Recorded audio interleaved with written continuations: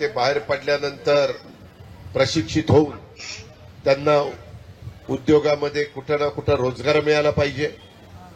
मोठा वर्ग माझा शेतीवर अवलंबून आहे, त्यांनाही नवीन आव्हानं स्वीकारून स्वतःचा कुटुंब व्यवस्थितपणे कसं त्या ठिकाणी चालवता येईल, मुला मुलींना लग्न कार्य शिक्षण ह्याच्याही करता त्यांना कुठली अडचण येणार नाही याबद्दलची काळजी आम्ही घेतोय। लाडक्या बहिणींनी हे महायुतीचं सरकार निवडून येण्याच्या करता खूप प्रयत्न केले, आम्हाला पाठबळ दिलं।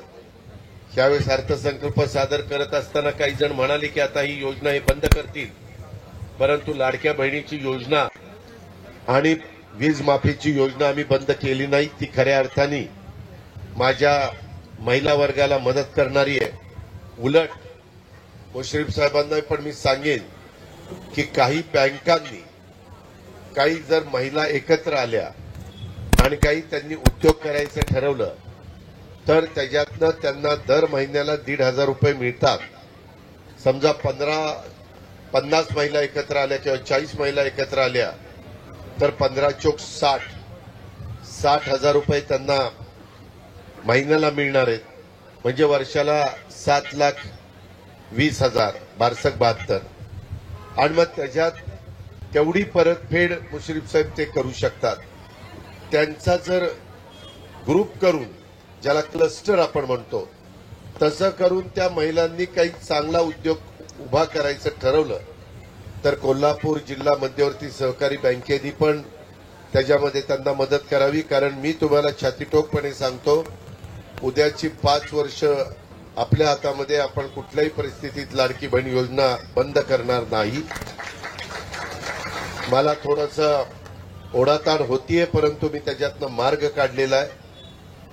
पुढं काय कशा पद्धतीनं केव्हा वाढ करायची परिस्थिती नुरूप मी पण निर्णय घेईल। मी परवा सभागृहामध्ये पण सांगितलं, सगळी सोंग करता येतात, पैशाचं सोंग करता येत नाही, कारण 45,000 कोटी रुपये वर्षाला आम्ही आमच्या लाडक्या बहिणींना देतोय आणि एवढी मोठी रक्कम मार्केटमध्ये येते।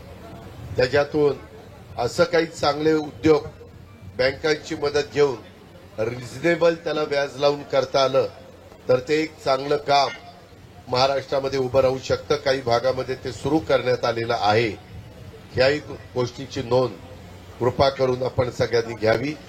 बोलण्यासारखं बरेच आहे, परंतु माझी पुढची 4:30ला मीटिंग असल्यामुळं आणि त्याच्यानंतर इथं ज्या खो खोच्या स्पर्धा झाल्या ऑल इंडिया लेवलच्या। नमस्कार, मी प्रियांका नागने आपल्या मराठी चॅनलवरती तुमचं सर्वांचं स्वागत आहे। मुख्यमंत्री माझी लाडकी बहीण योजना, लाडक्या बहिणींना अतिशय आनंदाची बातमी आहे, कारण अजितदादा पवारांनी स्वतः सांगितलं आहे की 2100 रुपयाचा निर्णय लाडक्या बहिणींसाठी येत्या 5 वर्षांमध्ये लवकरच घेणार आहे व लाडक्या बहिणींची ही योजना बंद होणार नाही। व त्यांनी हे सुद्धा सांगितलं आहे की लाडक्या बहिणींसाठी 45,000 रुपयांची निधी, 45,000 कोटींची निधी हे सुद्धा वितरित करण्यात आले आहे व त्याचा निर्णय सुद्धा झाला आहे। तर लाडक्या बहिणींना चिंता करण्याची गोष्ट नाही। आता 10वा हप्ता कधी, तर लाडक्या बहिणींना 10वा हप्ता कधी हा प्रश्न आहे। तर लाडक्या बहिणींनो, तुम्हाला 8वा व 9वा हप्ता जमा झाले आहेत।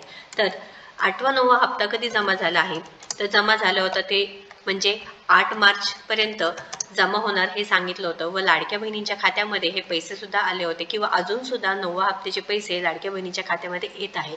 तर लाडक्या बहिणींना चिंता करण्याची, टेन्शन घ्यायची काही गरज नाही।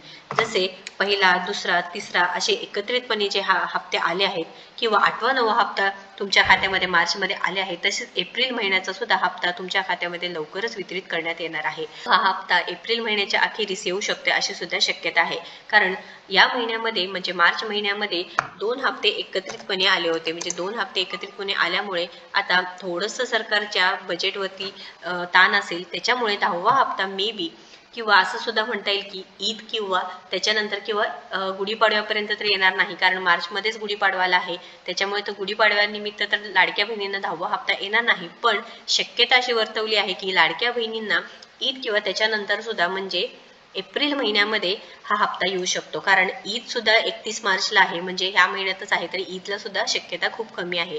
म्हणून एप्रिल महिन्यामध्ये तुम्हाला 10वा हप्ता मिळू शकतो। आता 10वा हप्ता किती रुपयांचा असणार आहे, तर 10वा हप्ता हा 1,500 रुपयांचा असणार आहे। तुम्ही पाहू शकता 1,500 रुपयांचा असणार आहे, कारण 2100 रुपयांचा कोणताही निर्णय इथे झाला नाही. 2100 रुपयांचा निर्णय न झाल्यामुळे इथे 1500 रुपये तुम्हाला म्हणजे लाडक्या बहिणींना मिळणार आहे. व अजितदादा पवारांनी स्पष्ट केलं आहे की लाडक्या बहिणींना इथे 1,500 रुपये मिळत राहणारच आहे. ही योजना बंद होणार नाही व 2100 रुपयाचा निर्णय सुद्धा ते लवकरच घेणार आहे. महत्त्वपूर्ण व्हिडिओ आहे. या व्हिडिओला जास्तीत जास्त शेअर करा. व्हिडिओ जर आवडला असेल तर नक्कीच लाईक करा आणि आपल्या चॅनलला सबस्क्राईब करा. धन्यवाद.